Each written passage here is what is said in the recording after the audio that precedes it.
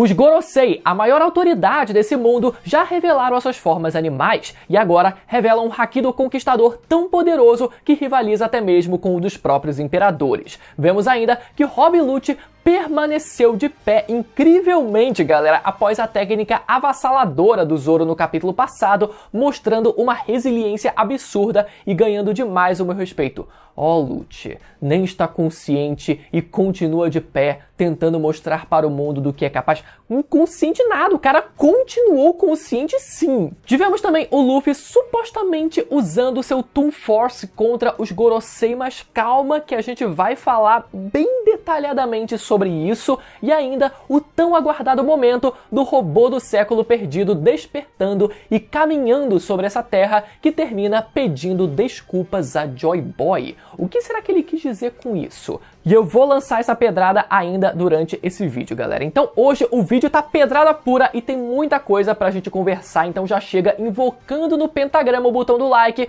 o botão de se inscrever e de ativar o sininho pra sempre saber exatamente quando os vídeos de One Piece forem lançados, né? Vocês devem perceber que são tempos de trevas agora sem o One Piece X traduzindo os mangás aqui pra gente, então os vídeos eles vão sair quando possível, por isso é importante então conferir se você tá inscrito e com o sininho ativado, beleza? No começo do capítulo então vemos o Gorosei São Marcos Mars na sua forma de ave tentando atravessar o domo da ilha de Egghead numa investida frontal, provavelmente uma sequência da cena que vimos no capítulo passado, então ou essa cena foi uma sequência direta daquela primeira investida do Gorosei, ou ele chegou a tentar uma segunda vez até conseguir ultrapassar a barreira, né? Mas eu diria que foi realmente uma sequência direta daquela cena, daquela primeira investida capítulo passado, até porque para hypar o nível dos Gorosei, né, meu amigo? Na verdade, até porque o próprio Jinbe hypa o nível de haki do Gorosei nesse capítulo, dizendo que aquele era um nível de haki surreal. E essa não foi a única vez que o haki dos Gorosei foi hypado nesse capítulo. Olha só que louco, né? Capítulo passado, o Oda ele deu destaque para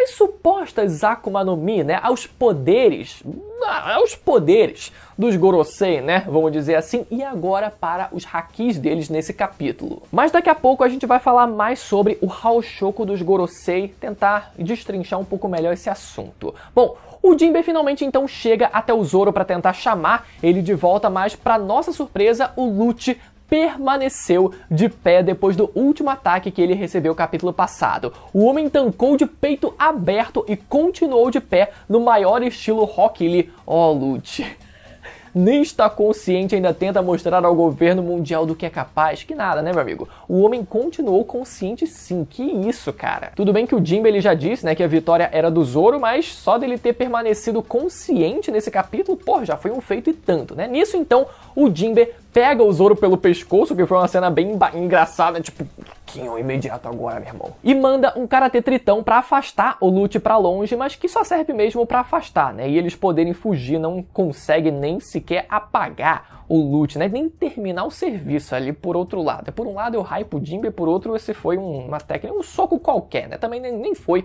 o soco, a técnica mais poderosa dele. Vamos relevar isso. Mas enfim, chega então o Marcos Mars, que foi um dos Gorosei que mais teve destaque nesse capítulo, pra começar a interrogar o Lute, basicamente, né? Depois que o Lute ele vê aquela ave enorme na frente dele, ele fica completamente assustado, mas mesmo assim ele vai lá e dá o relatório completo, né? Ele fala da localização da York, quem são os piratas que tinham acabado de fugir, onde estão os outros piratas e os Vegapunks, qual o plano de fuga deles, os prisioneiros do governo, os serafins, e que faltam 6 minutos para o início da transmissão do Vegapunk, né? Tipo, isso eles meio que já estavam sabendo, mas enfim, né? O homem, apesar de ter falhado, ele dá o relatório mais do que completo para ele e ainda diz que o seu parceiro Kako também se encontra lá dentro e pede para que pelo menos ele seja poupado. E o Marcos, ele responde dizendo que não vai ser possível evitar um único inseto no meio de um enxame completo que está prestes a ser exterminado. Cara,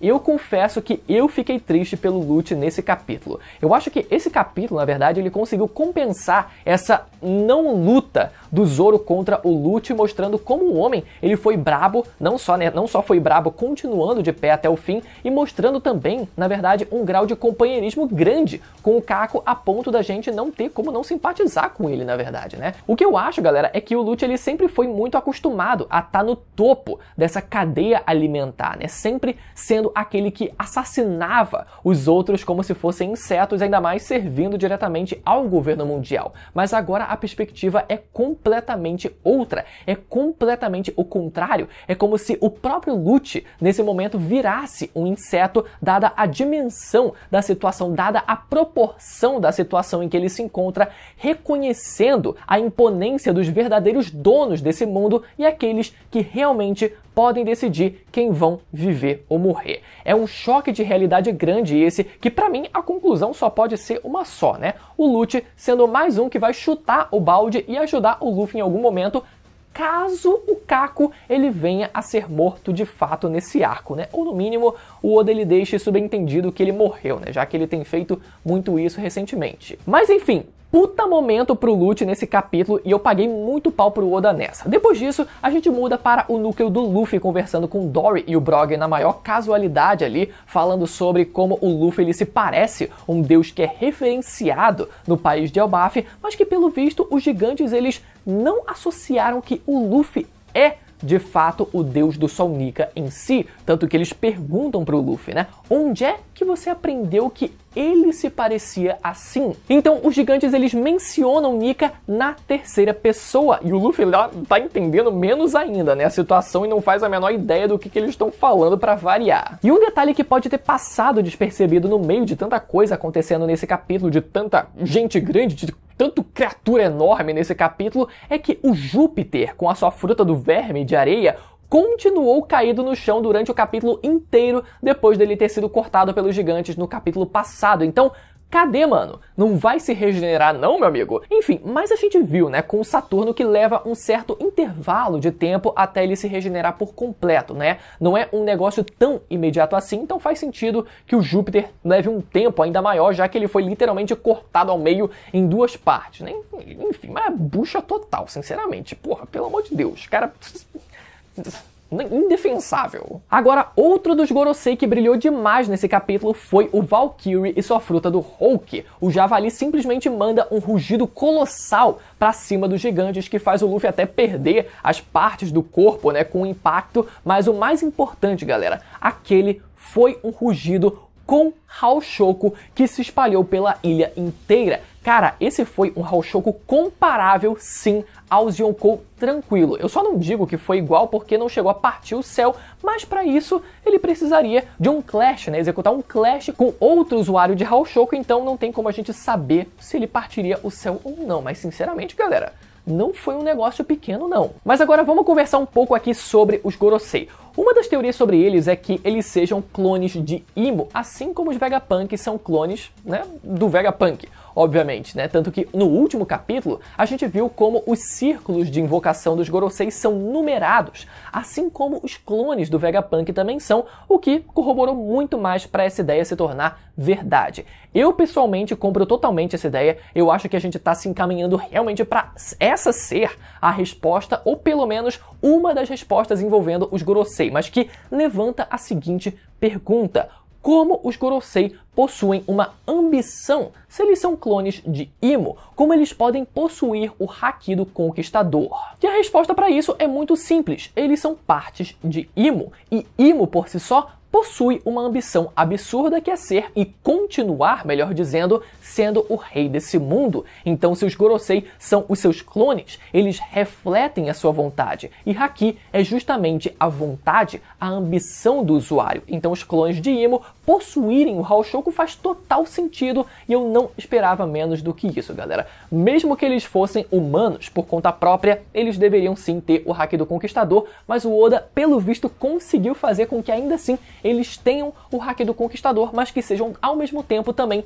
um reflexo da própria ambição de Imo. Bom, o terceiro Gorosei que volta a ter um destaque nesse capítulo foi o Gorosei Saturno atirando umas bolas venenosas e explosivas no Luffy, contra o Luffy, né? E o Luffy respondendo com o feito que gerou uma certa polêmica aí, que foi ele pegando um tronco de árvore, fazendo brotar uma lata de tinta e um pincel e pintando o tronco como se fosse um taco de beisebol. Detalhe que ele ainda pinta, né, o número 56, mais uma vez aí, na verdade, o número 56 que faz alusão à sua fruta Gomu Gomu no Mi, em que o Go se traduz como o número 5 e o Mi se traduz como o número 6. E que muita gente também acredita que seja uma referência à recompensa final do Luffy, que seria de 5 bilhões e 600 milhões de berries. Eu boto muita fé nessa também. Mas vamos falar da polêmica. O Luffy, ele usou Toon Force ou não nesse capítulo? Está comprovado que ele realmente usa de Toon Force ou não? Vamos lá. Olha, a tinta preta cobrindo o bastão pode ser só uma forma ilustrativa do Luffy endurecendo o tronco com o Haki normalmente. Agora, de fato, a cena ela fez parecer que o Luffy fez brotar do nada aquela lata de tinta e aquele pincel, tanto que o efeito sonoro, a onomatopeia usada nessa hora foi o famoso Bon, que é uma onomatopeia japonesa usada quando algo aparece magicamente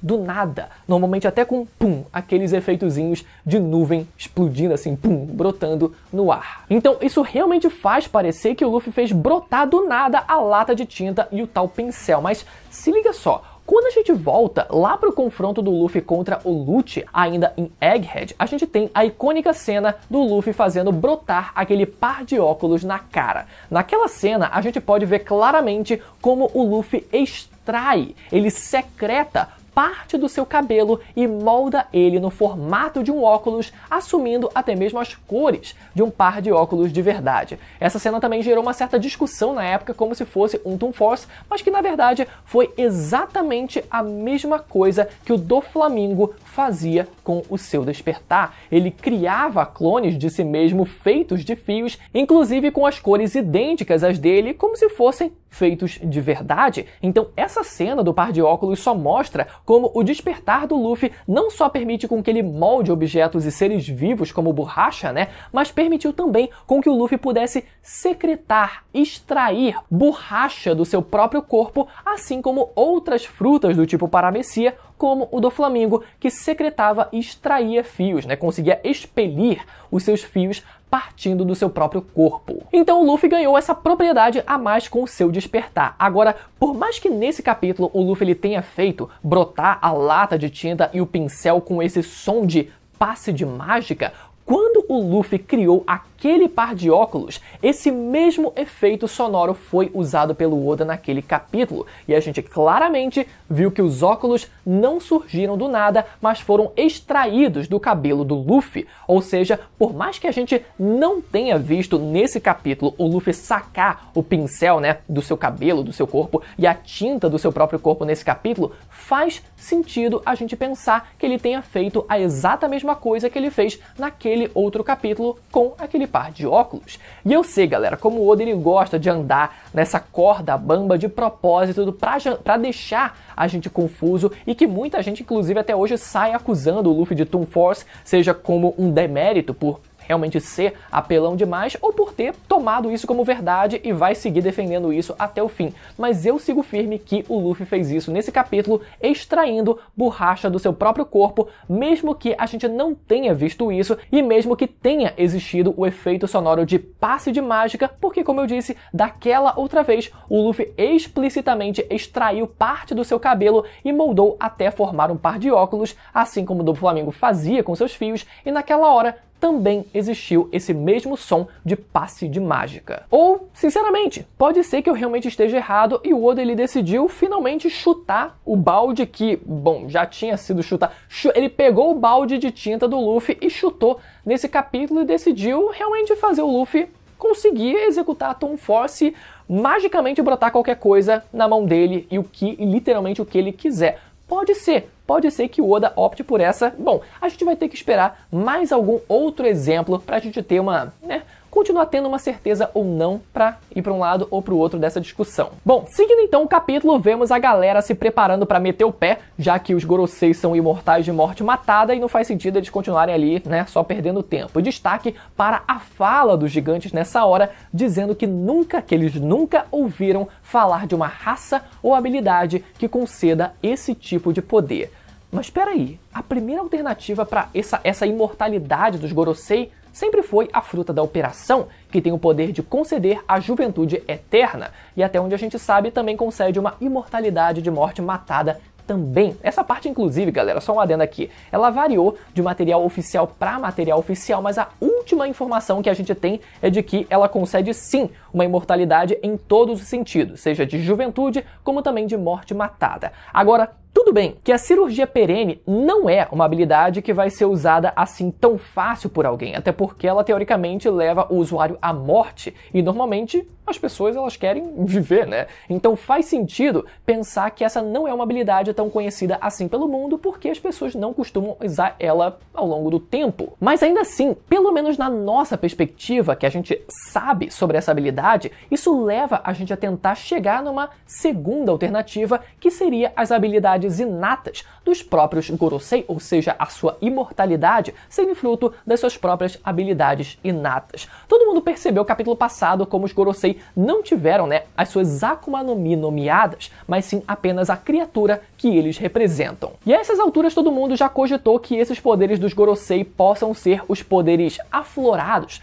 manifestados pelos próprios Gorosei, assim como a teoria do Vegapunk de que os poderes das Akuma no Mi surgiram do desejo das pessoas. Então os Gorosei teriam desejado e manifestado esses poderes muito e muito tempo atrás, sendo uma de suas características a própria imortalidade. E por eles serem seres imortais, esses poderes nunca foram passados adiante e transformados em Akumas no Mi. Por isso que eles não tiveram as suas Akuma no Mi nomeadas no capítulo passado, por eles serem os primeiros a manifestarem esses poderes. Mas depois eu ainda quero fazer, galera, um vídeo falando mais sobre os Gorosei e Imo pra gente dissecar melhor esse assunto, né? Mas só com esse vídeo já deu pra ter uma boa ideia aqui. Indo então para o final do capítulo, vemos a confusão rolando em Egghead, o Gorosei Marcus Mars encontrando a York, o Kizaru fazendo corpo mole e pica mole inclusive, e finalmente o robô do século perdido se levanta. Os marinheiros até comentam como ele é ainda maior do que os gigantes normais e que as chamas daquela ilha não estão fazendo absolutamente nada do corpo dele. E termina o capítulo com o robô pedindo desculpas para Joy Boy.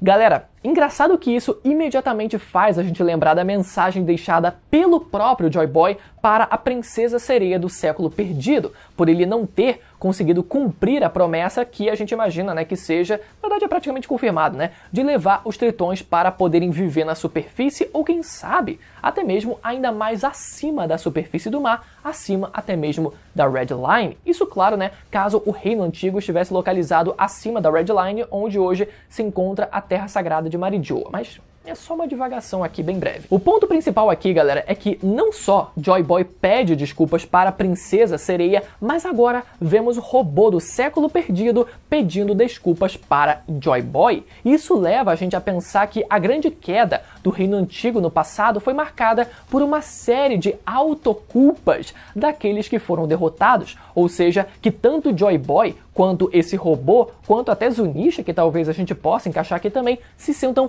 culpados por terem falhado com os seus objetivos. E não é como se houvesse qualquer motivo mágico nisso em todo mundo se sentir culpado, tá? É simplesmente o reconhecimento particular de cada um deles de que eles falharam com os seus objetivos e que isso culminou na grande derrota de Joy Boy e a queda do reino antigo. Agora, galera, qual o papel do robô nesse arco? A princípio, acredito eu, repetir ou pelo menos continuar, né, terminar o papel daquele robô do Vegapunk que foi destruído pelo Kizaru, que iria levar o Thousand Sunny até a parte de trás da ilha. Mas fora isso, é muito bom, né, ver como as peças desse arco elas vão se encaixando com o gigante do século perdido, os gigantes de Elbaf e agora o Luffy mesmo conseguindo se transformar num gigante ele próprio. Mas é certo também, né, que ele vai revelar algumas coisas muito importantes pra gente sobre o seu objetivo em atacar Marijoa 200 anos atrás, como ele foi despertado 200 anos atrás ou por que ele falhou com Joy Boy 800 anos atrás. Mas só para deixar bem registrada a cravada aqui, galera, bem rapidinho, vai que acontece já no capítulo que vem, eu não sei, mas eu preferi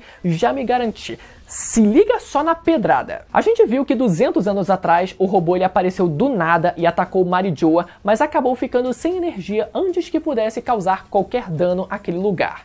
Agora a pergunta que fica é: esse robô ele permaneceu ativo sem fazer nada desde o século perdido até esse incidente de 200 anos atrás? Porque parece meio difícil de imaginar que ele ficaria parado sem fazer nada durante 600 anos de intervalo de tempo, né? Então isso leva a gente a pensar que ele permaneceu inativo durante esse intervalo de tempo e algo fez com que ele despertasse 200 anos atrás. E é aqui que vai a cravada. Esse robô poderia muito bem ter sido enviado diretamente do século perdido 600 anos no futuro por ninguém menos que Kozuki Toki, aquela com o poder da viagem no tempo e que vem do século perdido e que pode enviar outras pessoas para o futuro. Agora, veja como as peças se encaixam nos mínimos detalhes. A gente viu que o robô ele precisa dos tambores da libertação para ser ativado e durante o século perdido, Joy Boy seria quem faria o robô continuar funcionando. Mas no instante em que ele foi enviado para o futuro,